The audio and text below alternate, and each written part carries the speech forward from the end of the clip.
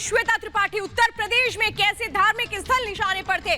उत्तर प्रदेश में अलकायदा एक बहुत बड़ी साजिश रच रहा था जिसका सीधा कनेक्शन पाकिस्तान से है। पाकिस्तान में पेशावर में हैंडलर बैठा था जो ये बता रहा था कि उत्तर प्रदेश में किन किन जगहों पर जाकर रेकी करो और उसके बाद जो जानकारियां मिल रही हैं उसके बाद हम कैसे प्लान करते हैं, वो साजिश जिसको अंजाम देने की तैयारी 15 अगस्त से पहले थी। तो ये एक बहुत बड़ी साजिश रची जा रही थी जिसका खुलासा एटीएस ने किया है। लेकिन आज किस तरीके से तमाम चीजें सामने आई हैं 5 के प्रहार में, उन बड़े सवालों के साथ हम आपको बताएंगे। लेकिन उसके पहले रिपब्लिक भारत पर आप हर दिन अपने विचार रखते हैं, आज भी अपने विचार रखिए कू ऐप पर, अपनी भाषा में कू ऐप पर अपने विचार रखिए और रिपब्लिक भारत पर हम आपके विचार बताएंगे भी। और चलिए जरा 5 के प्रहार में जो पहला सवाल आज हम पूछने जा रहे हैं वो सवाल आखिर यही है कि जो कनेक्शन सामने निकल कर आ रहा है, ऐसे में वो लोग जो मददगार हैं आतंकियों के, उनका पर्दाफाश होना भी जरूरी है। लेकिन आतंकियों के निशाने पर अयोध्या, मथुरा, काशी किस तरीके से थी और क्या इनकी नापाक नजर थी, ये भी खुल करके अब सामने आ रहा है। दूसरा बड़ा सवाल आज हम पूछेंगे, अलकायदा का क्या था प्लान 15 अगस्त, क्योंकि निकल कर जानकारी ये आई है कि 15 अगस्त से पहले ये एक बहुत बड़े सीरियल ब्लास्ट की तैयारी कर रहे थे। तीसरा बड़ा सवाल, देश में आतंक के कितने स्लीपर सेल हैं, कहां-कहां ये लोग छिपे हुए हैं। चौथा बड़ा सवाल आज 5 के प्रहार में, कौन-कौन था अलकायदा के निशाने पर। और पांचवा बड़ा सवाल आज 5 के प्रहार में पूछेंगे, यूपी चुनाव पर क्या आतंक की नजर है। शुरुआत इस रिपोर्ट के साथ।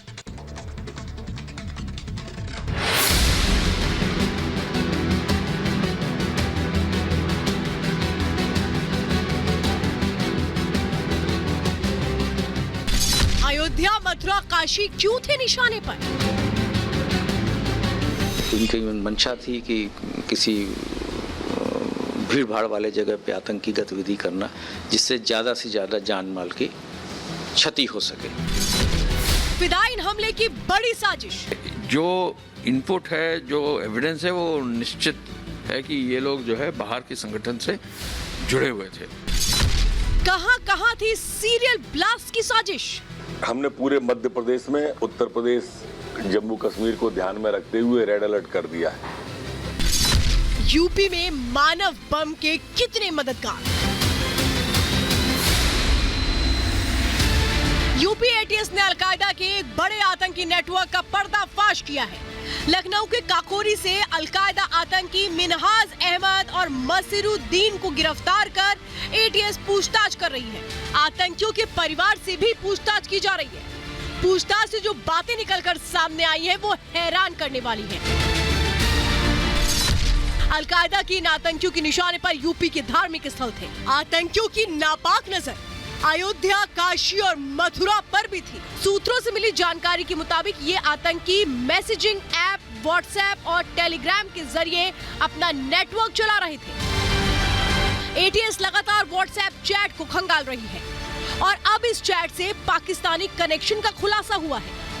पास से जो भी एविडेंसेस मिले हैं, जो चैट्स मिले हैं, उन पर जो है आगे डिटेलिंग करके क्या इनका टारगेट था, कौन इनको हैंडल कर रहे थे, ये सब चीजें देखी जाएंगी। एटीएस की जांच में सैयद अख्तर उर्फ उमर हलमंडी का भी नाम सामने आया है। यूपी के संभल का निवासी उमर हलमंडी भारत में आतंकी गतिविधियां संचालित करता है। उमर हलमंडी ने भारत में अलकायदा का मॉड्यूल बनाया, जिस मॉड्यूल का नाम अंसार गजवातुल हिंद है। पाकिस्तान के पेशावर से उमर हलमंडी यूपी के आतंकियों को निर्देश देता है। पेशावर क्वेटा एरिया जो पाकिस्तान का है, वहाँ से आतंकवादी गतिविधि संचालित की जा रही है। उक्त कार्य के लिए उमर हलमंडी द्वारा भारत में अल कायदा, इंडियन सबकॉन्टिनेंट मॉड्यूल के संगठन में सदस्यों की भर्ती तथा उन्हें रेडिकलाइज करने का कार्य किया जा रहा है। पेशावर में बैठकर उमर हलमंडी 15 अगस्त से पहले यूपी के धार्मिक स्थलों को धमाके की साजिश रच रहा था। इस खुलासे के बाद मथुरा, कानपुर समेत यूपी के कई शहरों में अलर्ट है। आपको बता दें, जो भी सार्वजनिक जगहें हैं, चाहे वो रेलवे स्टेशन हो, बस स्टॉप हो, सभी जगहों पर सघन चेकिंग का अभियान चलाया जा रहा है। लगातार एटीएस की टीमें कानपुर में भी हैं। कई जगहों पर कई लोगों से पूछताछ के लिए उनको उठाया गया है।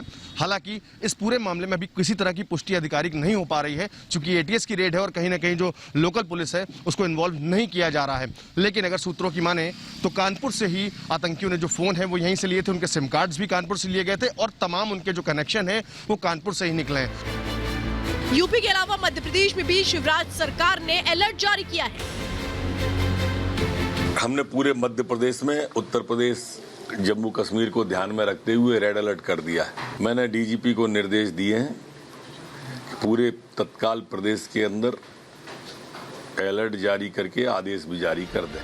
साफ है कि ये आतंकी हिंदुस्तान की सरजमी खून से रंग देना चाहते थे। एक ऐसा धमाका करना चाहते थे जिससे जान और माल का नुकसान होता, साथ ही देश में दहशत और खौफ का माहौल बन जाता। भारत के खिलाफ हो रही आतंक की साजिश पर करेंगे 5 का प्रहार। और आज इन आतंकियों को एटीएस ने कोर्ट में पेश किया है, जहां पर 14 दिनों की कस्टडी इनको दे दी गई है। यानी कि अब इनसे पूछताछ में जानने की कोशिश होगी कि इनका प्लान क्या था, इंडिया में, भारत में कौन कौन लोग इनके संपर्क में थे, कहां-कहां लोग हैं जो इनकी जानकारी रखते हैं, जिनके बारे में देखिए मैं तस्वीरें इस वक्त दिखा रही हूं जब एटीएस की टीम लेकर के पहुंची थी। इन 2 आतंकियों को, जिनके मंसूबे कितने खतरनाक थे, धार्मिक स्थल इनके निशाने पर थे, ये भी जानकारी, कई बड़े नेता भी इनके निशाने पर थे। 14 दिनों की रिमांड पर इस पर भेज दिया गया है। इन दोनों को जो लखनऊ से कल गिरफ्तार किए गए थे, काकोरी इलाके से गिरफ्तार किए गए थे। और मैं अब आपको वो तस्वीर दिखाती हूं जिसके दिमाग में था हिंदुस्तान की सरजमी को खून से लाल कर देना। लेकिन यही 2 आतंकी हैं जिनको पकड़ा गया है। मसीरुद्दीन उर्फ मुशीर, जिसके पास से कुकर बम मिला था, ये मिनहाज अहमद है। इन सबका हैंडलर कौन था? पाकिस्तान में बैठा शख्स इनका हैंडलर था और वहीं से वो जानकारी दे रहा था इन दोनों आतंकियों को, जिनको आज एटीएस ने कोर्ट में पेश किया है और उसके बाद 14 दिनों की इस वक्त इनको रिमांड पर भेजा गया है। देखिए यही है वो आतंक का सबसे बड़ा नेटवर्क जो खुल करके सामने आ रहा है। 2 लोगों की ये गिरफ्तारी और इसी के बाद अब आगे की कड़ियां कहां-कहां जुड़ती हैं ये जानने की कोशिश हो रही है। मेरे साथ मेरी सहयोगी शाजिया लगातार जुड़ी हुई है ग्राउंड से। शाजिया, मुझे बताइए कि अभी क्या अपडेट है, क्योंकि एक बहुत बड़ी कहीं की साजिश रची जा रही थी। 15 अगस्त से पहले धार्मिक स्थल निशाने पर थे, देश के कई हिस्से निशाने पर थे। बिल्कुल श्वेता, देखिए एटीएस के ऑफिस के पास इस समय हम मौजूद हैं ग्राउंड जीरो पर और इस समय यहाँ पर तेज बारिश हो रही है। आपको बता दें अपडेट ये है कि दोनों आतंकियों को करीब 1 से 1.5 घंटे पहले निकाला गया था कोर्ट से, जब उनकी वहां पर पेशी हुई थी। उसके बाद से बड़ा अपडेट ये मिला है कि 14 दिन की उनको रिमांड पर भेजा गया है। इसके अलावा बड़ी जानकारी ये है कि कल से पीसीआर शुरू होगी, यानी कि कल से उनसे गहनता से जांच पड़ताल शुरू हो जाएगी, पूछताछ की जाएगी और 100 सवाल बताए जा रहे हैं, गंभीर सवाल, सख्त सवाल जो एटीएस करने वाली है। 100 सवालों की पूरी लिस्ट तैयार की गई है जो इन आतंकियों से सवाल पूछे जाएंगे, क्योंकि इन आतंकियों के निशाने पर अयोध्या में बन रहा भव्य राम मंदिर था, मथुरा के मंदिर थे, इसके अलावा काशी के मंदिर थे, क्योंकि इनके पास से उन मंदिरों के और धार्मिक स्थलों के नक्शे बरामद हुए थे। इसके बाद से ये बड़ी जानकारी मिली कि इनके निशाने पर धार्मिक स्थल थे और ये धार्मिक स्थलों को ही निशाना बनाना चाह रहे थे। अब इनको 14 दिन के रिमांड पर भेजा गया है। रिमांड पर इससे एटीएस सवाल पूछेगी, एक नहीं। अब दरअसल जो पूछताछ होगी वो इतनी कड़ाई के साथ होगी कि इन आतंकियों ने भी नहीं सोचा होगा कि जब अब ये एटीएस की रडार पर आकर के जब इनसे आप पूछताछ होगी तो ये क्या जवाब देंगे। आगे भी आपसे अपडेट लेंगे शाजिया, फिलहाल जानकारी देने के लिए बहुत बहुत धन्यवाद। और मेरे साथ इस वक्त खास मेहमानों का पैनल भी जुड़ चुका है, क्योंकि ये जानना जरूरी है कि आखिर इनके तार कहां से जुड़े हुए हैं। मेरे साथ इस वक्त उत्तर प्रदेश बीजेपी से स्पोक पर्सन हीरो वाजपेयी जी जुड़ चुके हैं, AK जैन साहब मेरे साथ जुड़ चुके हैं, डीजीपी रह चुके हैं उत्तर प्रदेश के शिवम त्यागी मेरे साथ है, राजनीतिक विश्लेषक महंत राजूदास सीधे अयोध्या से मेरे साथ जुड़े हैं, महंत राजूदास हनुमानगढ़ी मंदिर से जुड़े हुए हैं। मेरे साथ इस वक्त साजन सिंह जुड़ चुके हैं, बीएसपी से ताल्लुक रखते हैं, तारिक अहमद लारी साहब मेरे साथ है, पॉलिटिकल एनालिस्ट, एहतशाम हाशमी जी हैं, एडवोकेट है और राजनीतिक विश्लेषक हैं।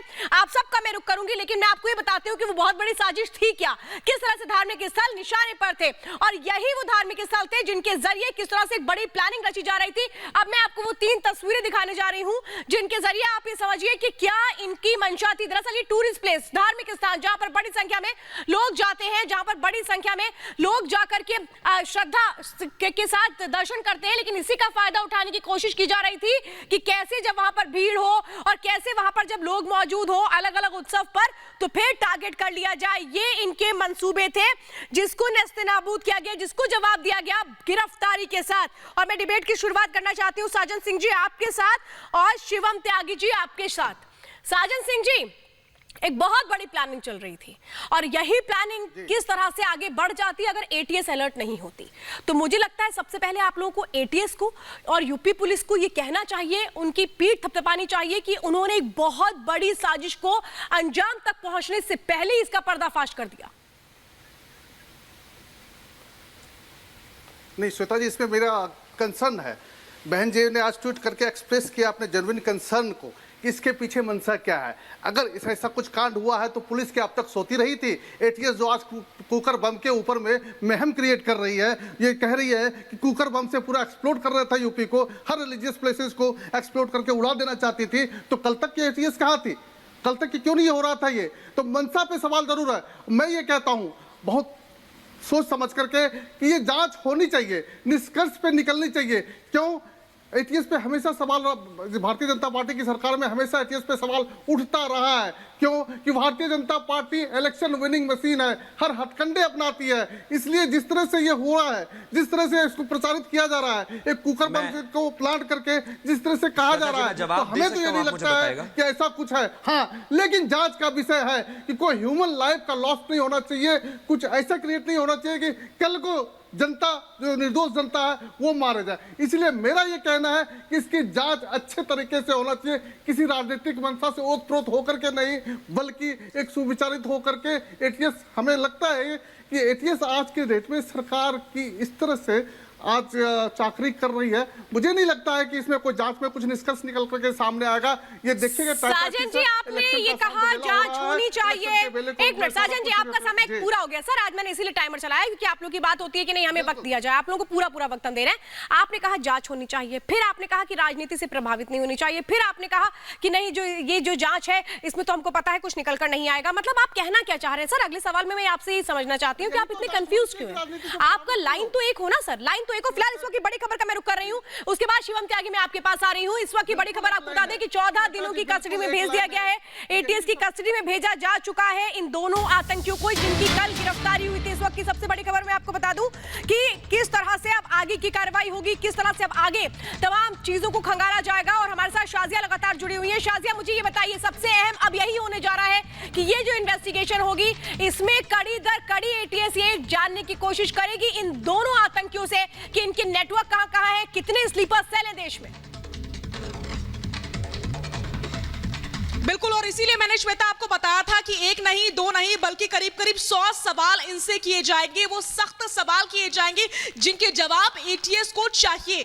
एटीएस के इलाके में इस समय हम मौजूद हैं। मेरे चारों तरफ आपको सिर्फ बियाबान नजर आ रहा होगा। यहाँ बारिश हो रही है, सुरक्षा के लिहाज से ये इलाका इतना खाली है।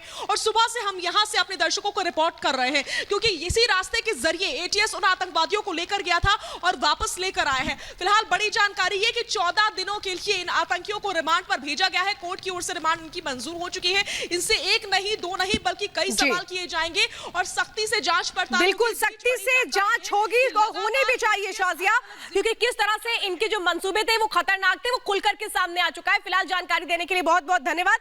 शिवम त्यागी जी, अब मैं आपसे जानना चाहती हूँ, अभी हमने देखा कि किस तरह से साजन सिंह ने 3 बातों को रखा। उन्होंने कहा कि जो जांच हो रही है ये होनी चाहिए, लेकिन जांच में हम कुछ निकल कर नहीं आएगा, यानी कि खुद ही रिपोर्ट भी तैयार करके इन्होंने दे दी। मैं तो यही जानना चाहती हूँ ना, पीठ क्यों नहीं थपथपा रहे? एक बार भी क्यों नहीं बोला कि हाँ बहुत बड़ी कामयाबी मिली है? अब अगली 1 मिनट का अधिकार मेरा, श्वेता जी, आपका ही अधिकार 1 मिनट का। चलिए साजन जी, अभी शांत हो जाइए, मैं 1 मिनट सबको दे रही हूँ। चलिए बोलिए शिवम जी, बोलिए।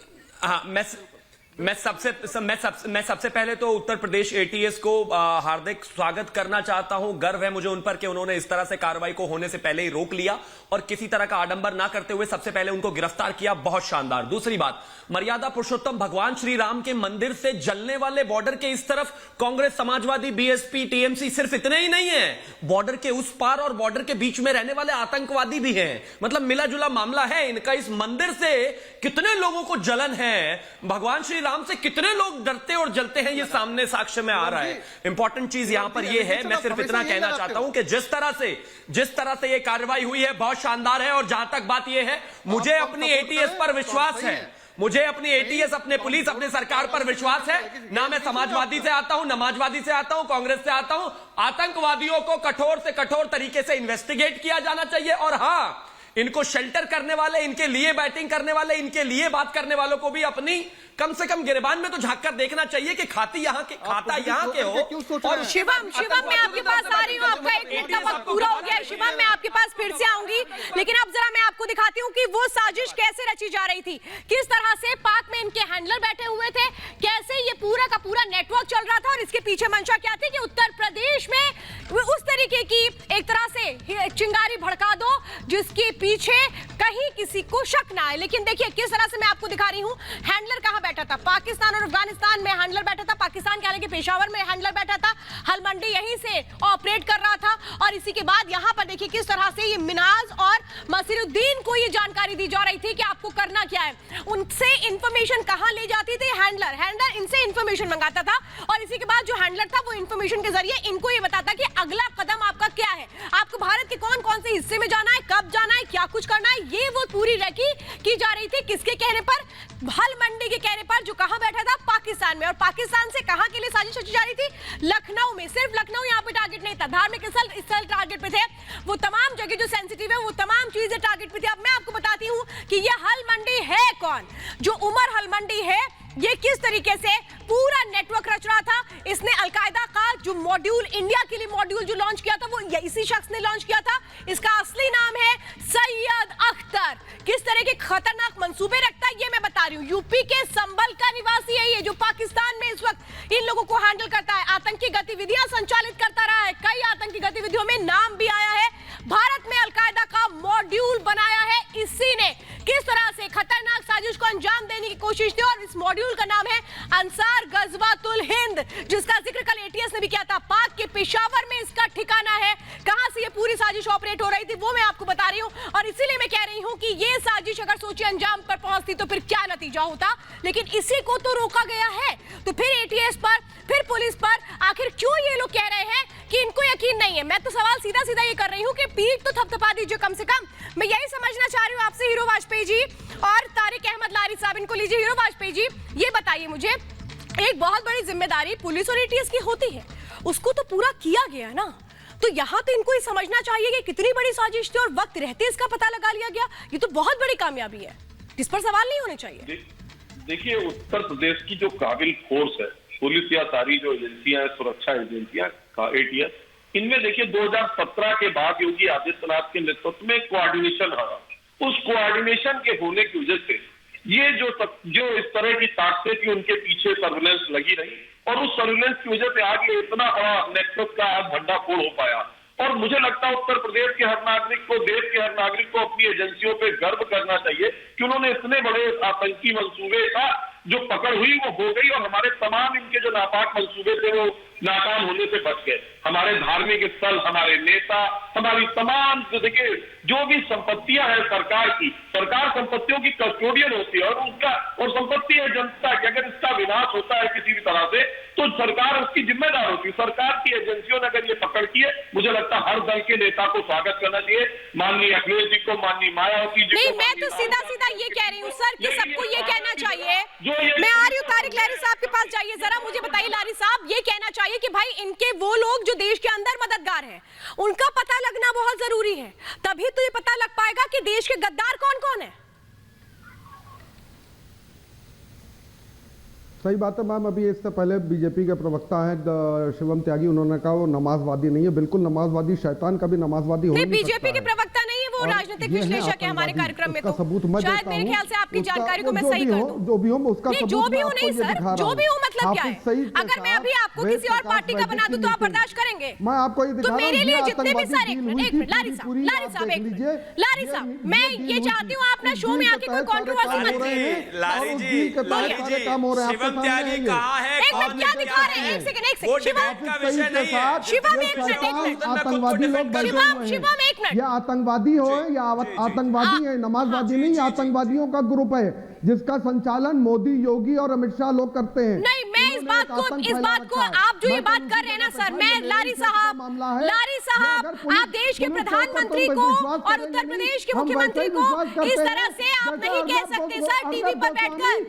आप क्या कह रहे हैं?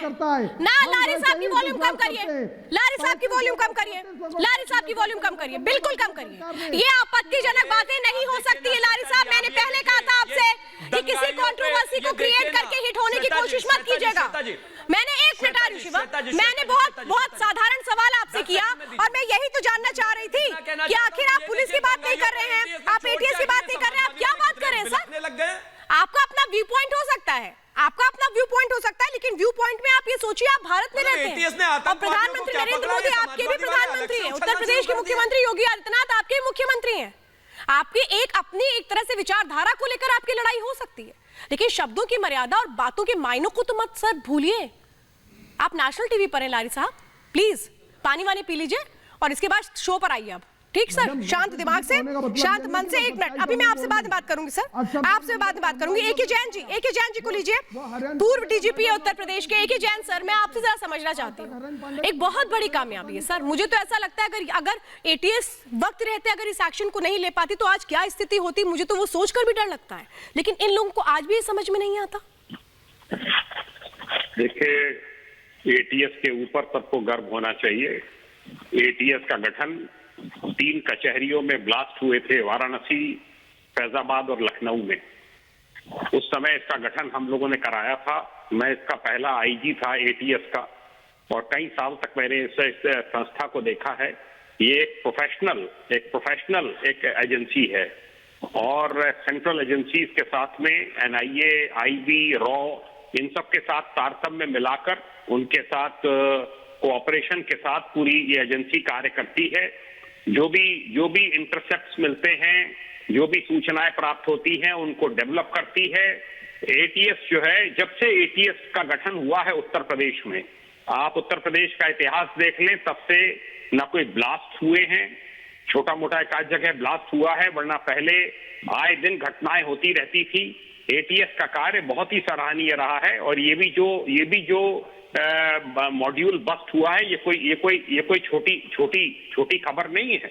इन्होंने कई घटनाएं होने से बचाई हैं। उत्तर प्रदेश सांप्रदायिक रूप से एक बहुत ही संवेदनशील प्रदेश है और अगर यहाँ पर इस प्रकार की कोई घटना त्योहारों के दौरान मंदिरों पे कहीं पर हो जाती तो आप उसके नतीजे सोच नहीं सकते कि उसका अंजाम क्या होता।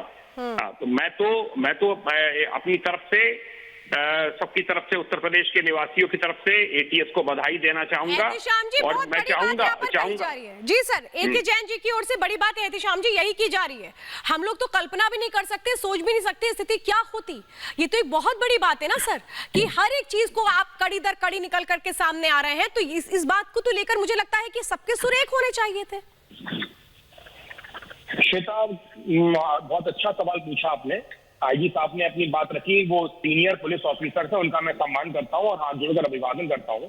लेकिन मैं एक चीज श्वेता आपके माध्यम से सारे देशवासियों को बताना चाहता हूं कि आपने बिल्कुल सही बोला कि एक बहुत बड़ा प्लान था।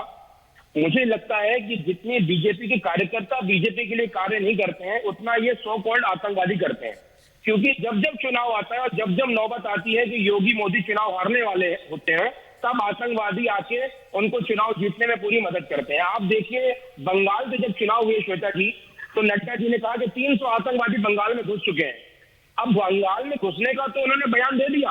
आईजी साहब, मैं यहाँ पे आपका ध्यान आकर्षित करना चाहूंगा कि नड्डा जी के जो कहा था उन्होंने 300 आतंकवादी भारत में आ चुके हैं, वो अभी तक भारत से वापस गए कि नहीं गए, या फिर उनको यूपी चुनाव जिताने में बीजेपी ने इंगेज कर लिया है? इसका जवाब देशवासियों को अब चुनाव में अगले देना है। एक बात और श्वेता, कि जब इतनी भीड़ भाड़ वाली बात आप कर रहे हैं कि भीड़ भाड़ वाले इलाके थे वहां पे ब्लास्ट करना था, अभी तो लॉकडाउन चल रहा है, अभी तो सोशल डिस्टेंसिंग है, तो मंदिरों में तो भीड़ है ही नहीं। तो क्या आतंकवादियों को ये चीज पता नहीं है क्या कि वहां पे भीड़ नहीं है, वहां पे बम फोड़ने से अभी किसी का नुकसान नहीं होने वाला? लेकिन हाँ, बीजेपी का फायदा जरूर होने वाला है, क्योंकि बीजेपी सरकार ने अभी तक कोई विकास के कार्य तो की नहीं, बच्चों को जॉब मिली नहीं। एजुकेशन इंस्टीट्यूट, आईजी साहब आप बताइए, मैं आप इतने बड़े हैं, यूपी में रहे, आप इतने बड़े ओहदे पे, यूपी सरकार ने और योगी सरकार ने कितने इंडियन इंस्टीट्यूट ऑफ मैनेजमेंट। नहीं, मुझे तो आपके एहतेशाम जी, मुझे तो बहुत दुख होता है आप लोग जब इस बातों को चुनाव से जोड़ते हैं। मुझे बहुत अफसोस होता है जब आप इस तरह से आतंकियों को सो कॉल्ड आतंकी कहते हैं। ना एहतेशाम जी, मैं चाहूंगी शिवम त्यागी जवाब दीजिए, आतंकियों को आतंकी नहीं, सो कॉल्ड आतंकी कह रहे हैं। मुझे जवाब तो क्या ये इंतजार कर रहे थे कि कोई बड़ा धमाका हो जाता, सीरियल ब्लास्ट हो जाता और इसके बाद इनको सरकार को कोसने का मौका मिल जाता? मुझे 30 सेकंड्स अनइंटरप्टेड दे दीजिएगा, मैं इस चीज को बीच में नहीं लाना चाह रहा था। 2007 जिस ब्लास्ट की आईजी साहब जिक्र कर रहे हैं, उसी ब्लास्ट में आतंकवादी जो थे मुजाहिद, 2011 में उसको पुलिस लेकर जा रही थी फैजाबाद से लखनऊ, उसमें से एक आतंकवादी मर गया था गर्मी की वजह से। आप यकीन मानेंगे अखिलेश सरकार ने क्या किया था? 42 पुलिस वालों पर 302 का मुकदमा दर्ज कर दिया था, और उस समय के आईजी साहब और उस समय के डीजी साहब ट्रेनिंग और डीजी पर मुकदमा 302 के तहत किया था। और दूसरी बात, आपको शर्म नहीं आ रही? आप टीवी पर बैठकर उस एटीएस के जवान का मखौल उड़ा रहे हैं जो वहां गोली खाने के लिए आपके लिए इंतजार कर रहा है। आप मुझे एक चीज बताइए, पिछली बार आपने कब सुना था इस चेतावनी को कि इस वस्तु को मत छूइए, ये बम हो सकता है? 2014 के बाद से इस देश में गिनवाइए कितने हमले हुए हैं। और आईजी साहब ने बिल्कुल सही कहा, एटीएस के गठन के बाद बताइए कितनी कमी आई है उत्तर प्रदेश में। मतलब आप इस देश के लोकतंत्र को नहीं मानेंगे, पुलिस को नहीं मानेंगे, एटीएस को नहीं मानेंगे, कोर्ट को नहीं मानेंगे। आपको इंटरेस्ट है आतंकवादी में, आपको इंटरेस्ट है राम मंदिर पर ब्लास्ट करवाने में, आपको इंटरेस्ट है कि किसी भी तरह से धमाका हो। लारी साहब आप कुछ बोल गए, लेकिन मुझे सुनिए, कानून है, लेकिन आतंकवादी गतिविधियों में पकड़े जाने वाला व्यक्ति आतंकवादी है जब तक कानून के जानकार नहीं पहुंच जाता। कोई नहीं बैठा है। हाँ, कानून की कर लीजिए, कानून के जानकार नहीं बैठे। बिल्कुल मैं कानून है। AK साहब से पूछना चाहूंगा, जितनी मैं AK साहब से पूछना चाहूंगा, मैं सिर्फ मैं AK साहब से पूछना चाहूंगा कि क्या आदमी तब तक के गिल्टी साबित होगा जब तक के कोर्ट उसको साबित करेगी, या आपने कह दिया तो वो गिल्टी हो गया? इसका आदमी तब तक के बेगुनाह है जब तक के कोर्ट उसको साबित ना करे। ये कानून में लिखा है। अरे कानून तुम जानते नहीं, हटो तुम। जैन साहब को बुलाओ, जैन साहब को बुलाओ, हटो तुम, हटो। आतंकवादियों से बात नहीं करता मैं, आतंकवादी और उनके समर्थकों से बात नहीं करता। चलो हटो, आतंकवादियों से बात नहीं करता हूँ मैं अधिकारी से बात करूंगा। बेकार की बातें मत कीजिए लारी मैं साहब, आतंकवादियों से बात नहीं करता। नहीं, बहुत गलत बात लारी साहब, आप बहुत गलत बात कर रहे हो। आप हर बार अपनी मर्यादा को बहुत दार मत करिए सर। मैं आपसे कह रही हूँ लारी साहब, समझ जाइए सर। लारी साहब, मैं अभी कह रही हूँ आप समझ जाइए, क्योंकि आप जिस तरह की भाषा का इस्तेमाल कर रहे हैं, मैं बिल्कुल इस भाषा को आने नहीं जाने दूंगी। और आप जो टीवी पर मुझे दिखाने की कोशिश कर रहे हैं, मैं भी आती हूँ आपके पास, मैं आपको दिखाती हूँ। लेकिन मैं ये बिल्कुल कहूंगी, इसके बाद मैं महेंद्र राजदास के पास जाऊंगी। जरा मैं आपको बताती हूँ, मुझे लगता है ना ये बात लारी साहब को पता है, ना एहतेशाम जी को पता है, और ना ही सज्जन सिंह को पता है कि आखिर यहाँ पर हो क्या रहा था, कितनी बड़ी साजिश। ये देखिए, ये लखनऊ से जो 2 आतंकी गिरफ्तार किए गए हैं, ये कितनी बड़ी साजिश रच रहे थे। क्या इसको आप इग्नोर कर सकते हैं एहतेशाम जी और लारी साहब? मैं आपसे पूछ रही हूँ, अलकायदा से ये दोनों जुड़े हैं, इनके हैंडलर पाकिस्तान में बैठे हैं, ये बात कौन लेकर के आया? एटीएस इस बातों को बता रही है। क्या इनको आप नकार देंगे? क्या आप मान लेंगे कि कोई साजिश नहीं थी? सीरियल ब्लास्ट की कहानी ये रच रहे थे, यानी कितनी खतरनाक इनके मंसूबे थे। ये समझिए, 15 अगस्त से पहले धमाके की साजिश रची जा रही थी। ये बात भी खुलकर के सामने अभी तक के इन्वेस्टिगेशन में। निशाने पर यूपी के कई शहर थे, धार्मिक स्थल थे, और किस तरह से एक बहुत बड़ा मंसूबा ये तैयार कर रहे थे ब्लास्ट का। मानव बम के जरिए धमाके का प्लान था, यानी ह्यूमन बम तैयार कर रहे थे। और उसकी जगह जाकर के ये लोग कैसे अलग अलग जगह जाकर रैकी कर रहे थे, भीड़ भाड़ वाले इलाके इनके निशाने पर थे। क्या इन बातों को इग्नोर कर देंगे लारी साहब? धमाके के लिए विस्फोटक जमा किए जा रहे थे, एटीएस कल विस्फोटक इनके घर से लेके गई। मैं कहूंगी वो तस्वीरें दिखाइएगा। लारी साहब, लखनऊ में आप रहते हैं, क्या अगर आपने इन तस्वीरों को नहीं देखा तो क्या ये मान के चले कि आप उन लोगों के हमदर्द हैं जो आतंकी हैं? मुझे तो बहुत शर्म आती है जिस तरह की भाषा का आप इस्तेमाल कर रहे थे। चलिए, धमाके के लिए विस्फोटक जमा किए गए थे, और मैं कहूंगी वो जगह दिखाइए मैप में कि कैसे वो टारगेट कर रहे थे ये देखिए, मैं ये कहूंगी, लारी साहब ये तस्वीर मैंने आपके लिए चलाई है। ये एटीएस की टीम पहुंची थी आपके काकोरी इलाके में जो आपके लखनऊ में है, और ये जो आप देख रहे हैं बैग, इसके अंदर विस्फोटक भरे थे। ये जो आप देख रहे हैं ये बॉक्स, इसके अंदर कुकर बॉम्ब था। यानी ये मंसूबे रचे जा रहे थे, तो क्या इसको इग्नोर कर दिया जाए?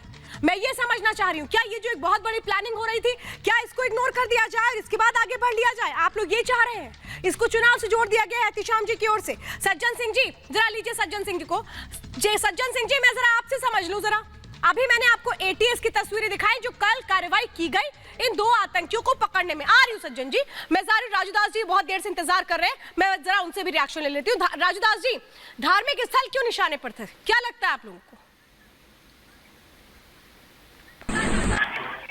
देखिए, बहुत दुख के साथ मुझको कहना पड़ा है कि टीवी के भाव है बहुत गलत भाव, और जिस प्रकार से हमारे सनातन धर्म संस्कृति और जिसकी संख्या ज्यादा है, बहुसंख्यक के मठ मंदिर धर्म स्थल सुरक्षित नहीं, उसके बावजूद भी आतंकवादी की भाषा को अपना भाषा बनाकर हिंदुस्तान के कुछ पार्टी के प्रवक्ता जिस प्रकार से उनकी पक्ष को रख रहे हैं, ये शुद्ध रूप से दुर्भाग्यपूर्ण है। इनको शर्मिंदा किए, मारे, नहीं सज्जन सिंह जी, आप क्या चाहते हैं? मैं चाह रही हूँ सज्जन सिंह जी और AK जैन साहब को ले लीजिए। सज्जन सिंह जी, आप लोग क्या चाह रहे हैं? क्या सीरियल ब्लास्ट हो जाता तब तक का इंतजार करती है? क्लियर करता हूँ। दूसरा, सज्जन जी मेरा सवाल सुनिए sir, please please hold on sir, यहाँ चुनावी रैली नहीं चल रही है, ये प्रेस कॉन्फ्रेंस नहीं है जहाँ आप ही बोलेंगे और दूसरा सवाल नहीं करेगा। रुकिए जरा, 1 मिनट, होल्ड ऑन, मेरा सवाल सुनिए। मैं ये पूछ रही हूँ कि क्या एटीएस, रुकिए सज्जन जी, सज्जन जी पूरी कर दूंगा। नहीं सज्जन जी, सवाल सुनिए। जो बात आपको करनी है ना, वो आप प्रेस कॉन्फ्रेंस में करिएगा, यहाँ सवाल का जवाब देना है, ठीक है? सुनिए मेरी बात। अब मुझे बताइए, क्या एटीएस को इंतजार करना चाहिए था कि ये ब्लास्ट हो जाता, सीरियल धमाके हो जाते, तब तक का इंतजार करना चाहिए था? क्या जनता को जानने का अधिकार नहीं है कि सच क्या है? अरे सच ही तो मैं पूछ रही हूं सर, मैंने अभी इतने सारे आंकड़े दे दिए। आप विदिन 24 आवर्स गिरफ्तारी के पहले सारी की सारी भारतीय जनता पार्टी सामने आकर के कहने लगती है, क्या इंतजार करना चाहिए था? उत्तर प्रदेश में रिलीजियस, नहीं, क्या इंतजार करना चाहिए था कि पहले धमाके हो जाएं और उसके बाद जांच शुरू हो जाए? लाना चाहता हूँ मैं, जांच कर लीजिए, आप जांच कर लीजिए, जांच पे मैं सवाल नहीं उठा रहा हूँ। अरे सज्जन जी, जांच नहीं हो रही तो क्या हो रहा है? सारी की सारी सज्जन जी प्लीज प्लीज तो प्लीज सर, प्लीज 14 दिन का मैं आपसे आखिरी बार रिक्वेस्ट कर रही हूँ, आप सवाल सुनिए। 14 दिन का पुलिस रिमांड पे आप इन्वेस्टिगेशन करिए। मैं आपसे एक बार आखिरी बार कह रही हूँ, या तो आपके पास आवाज नहीं पहुंची मेरी, या आप जानबूझ करके सोच रहे हैं कि बीएसपी का एजेंडा टीवी पर बैठ करके चला। सज्जन जी 1 मिनट, शिवम जी आ रही हूँ। सज्जन जी एक सवाल पूछ रही हूँ, अगर आप सवाल सुनने और जवाब देने की क्षमता रखते हैं तो 20 सेकंड में मेरे सवालों का जवाब दीजिए, ठीक है? बताइए जरा मुझे, आप ये कह रहे हैं कि एटीएस धमाका होता और उसके बाद जांच करती, क्योंकि यहाँ तो धमाके के पहले तमाम खुलासे कर दिए गए हैं। क्या चाह रहे थे आप, बताइए क्या चाहते हैं आप लोग? मैं ये चाहता हूं कि एटीएस पे, मैं पहले कहा एटीएस पे सवाल नहीं उठा रहा हूं, लेकिन जिस तरह से भारतीय जनता पार्टी सामने आकर के ये कहने की कोशिश कर रही है कि मनसा क्या थी, मैं ये कहता हूं उस मनसा, अरे भाई वो कहां कह रही है, वो तो भाई सीधी सी बात है ना, आप एटीएस और झूठ जानने का अधिकार है, ये कर लीजिए। क्या बात आप कर रहे हैं, मुझे बहुत खराब बात है। AK जैन जी को लीजिए। AK जैन सर, मैं आपसे समझना चाहती हूँ, आप पूर्व डीजीपी रह चुके हैं सर, यही तो देश की विडंबना है ना कि हर चीज में राजनीति कर लो, सच मत सुनो सर, यही प्रॉब्लम तो है ना। राजनीति नहीं, राजनीति भारतीय जनता पार्टी कर रही है, राजनीति भारतीय जनता पार्टी कर रही है। वो काम आप भी कर रहे हैं, छोड़ दीजिए अब, आप मुझे जरा बात करने दीजिए, मेरे पास वक्त कम है। AK जैन साहब से मुझे बात करने दीजिए। AK जैन सर, 14 दिन का पुलिस रिमांड। देखिए, कोई भी कुछ कहे, सुरक्षा एजेंसियों को अपना काम करना चाहिए। हमें इस चीज के लिए कतई बॉदर नहीं करना चाहिए कि कौन किस राजनीतिक दल का व्यक्ति या किस धर्म को मानने वाला क्या कर रहा है। सुरक्षा एजेंसियों का काम है, एटीएस का काम है कि जो इस प्रकार के कहीं पर भी कोई मॉड्यूल पता चले उनके खिलाफ कार्रवाई करे, मेरिट के आधार पर कार्रवाई करे। जो आज 14 दिन का पुलिस रिमांड मिला है एटीएस को, इससे स्पष्ट है कि कोर्ट ने जो पुलिस के द्वारा, एटीएस के द्वारा साक्ष्य रखे गए हैं उनको बड़ी गंभीरता से लिया है और तभी 14 दिन का रिमांड दिया गया है। जिससे कि पूरे मॉड्यूल को मस्त किया जा सके इस पीरियड में। जो इनके इलेक्ट्रॉनिक डिवाइसेस हैं उन सबको खंगाला जाएगा। लारी साहब, मैं चाहूंगी आपने अगर सुना हो यहाँ पे AK जैन सर की बात को, लारी साहब आपकी बार भाषा की मर्यादा मत तोड़िएगा सर, वरना फिर मुझे रोकना पड़ेगा। एक मिनट मैडम, मैं जैन साहब से बात कर रहा हूँ। एक सेकंड सर, इंटरफेयर न करिए। सुनिए एक मिनट। जैन सर मैं आपसे सवाल कर रही हूँ, आप उसका जवाब दे नहीं पा रहे हैं। हिम्मत है आपके अंदर? इज्जत करता हूँ आपकी। मैं आपसे एक बात पूछना चाहता हूँ। लारी साहब जवाब दीजिए ना। मत पूछिए, मैं सवाल मैं तो कह रही हूँ सवाल तो सुनिए। आप तो सवाल भी नहीं सुनते, इतना डरते क्यों हैं? बात करूंगा। आप इतना डरते क्यों हैं? मेरे सवाल से इतना डरते क्यों? पूछिए मुझे बताइए लारी साहब, मुझे बता दीजिए। मैं चाहूंगी कि इस पर आप राजनीति मत लाइएगा। सवाल पूछिए। मैं क्लियर सुनेंगे। मैं लारी साहब क्या चाहते हैं आप लोग चाह रहे थे कि ब्लास्ट हो जाए और उसके बाद आप लोग सरकार को कोस ले। वो क्या कहते हैं, आप ये चाह रहे थे? केस में दोषी हैं तो ये भी दोषी है। अरे भाई मैं पूछ तो रही हूँ लारी जी। वहाँ भी वही है, यहाँ भी वही है। आप कहती है बॉम्बे में उनको फंसाया जा रहा है, तो यहाँ उनको यहाँ नहीं। कौन कह रहा है? आप फंसाने वाला काम तो आप कर रहे हैं। एहतेशाम जी को लीजिए जरा ऑन एयर। एहतेशाम जी और शिवम त्यागी। एहतेशाम शिवम त्यागी वक्त बहुत कम है, 20 सेकंड में प्लीज बातें पूरी करिए। एहतेशाम जी, फैक्ट सब कुछ है, क्लियर है, सारी चीजें क्लियर है, फिर भी इनका साथ क्यों दिया जा रहा है? एहतेशाम जी देखिए, सब कुछ सही है, सब कुछ गलत श्वेता जी, ये डिसाइड करना कोर्ट का काम। आपके चीखने से या शिवम जी के चीखने से डिसाइड नहीं होगा कि कौन आतंकवादी है, कौन आतंकवादी नहीं है। मेरा ये कहना है as a Hindustani, as an Indian citizen, कि जितने भी आतंकवादी हैं उनको तो योगी मोदी जी हीरो वाजपेयी जी जरा जवाब दे दीजिए। शिवम आ रही। शिवम 20 सेकंड मुझे जवाब दीजिए। जवाब दे दूं 10 सेकंड। शिवम बीजेपी को चुनाव शिवम जी, मैं श्वेता जी आतंकवादियों को आतंकवादी कहने में एहतेशाम जी आपको बड़ा दर्द हो रहा है, मुझे भी किया है। शिवम बात पूरी करें। आतंकवादी कहें मैं जवाब देता हूं। हाँ श्वेता जी, मैं कहना चाहता हूं, मैंने मान लिया ये आतंकवादी नहीं थे, ये तारिक अहमद लारी के दोस्त थे जो कश्मीर से इसके घर में एप्पल रखने आए थे, इनके घर में सेब लेकर आए थे। वो जो बक्से आपने दिखाए हैं ATS वाले निकाल रहे हैं, वो एप्पल थे, वो सेब के बक्से थे, वो लारी साहब के रिश्तेदार थे। लेकिन कृपया करके इन्वेस्टिगेशन हो जाने दीजिए। इन्वेस्टिगेशन में जो भी आएगा ठीक है, लेकिन मेरा ATS बताता है कि ये आतंकवादी थे तो थे। और एक और चीज कहना चाहता हूं, जब अपनी जबान से अर्नब गोस्वामी के बारे में बात। मेरे पास वक्त की कमी है सर, वक्त की कमी है। लेकिन लारी साहब जो टीवी पे बैठ के आप न्यूज़पेपर की क्लिपिंग्स लेके बैठ जाते हो, जो आप ये मोबाइल लेके बैठते हैं ना सर, इससे ज्यादा अगर आपने ATS की जो प्रेस कॉन्फ्रेंस कल हुई थी उसको सुन लिया होता ना, तो आपके पास ऑटोमेटिकली फैक्ट्स आते, फिगर आते। लेकिन मुझे अभी तक नहीं समझ में आया कि आप लोग क्यों आतंकवादी को आतंकवादी कहने में डरते हैं, चाहे आप हो या फिर एहतेशाम हो। बहुत बहुत धन्यवाद 5 के प्रहार में मेरे साथ जुड़ने के लिए।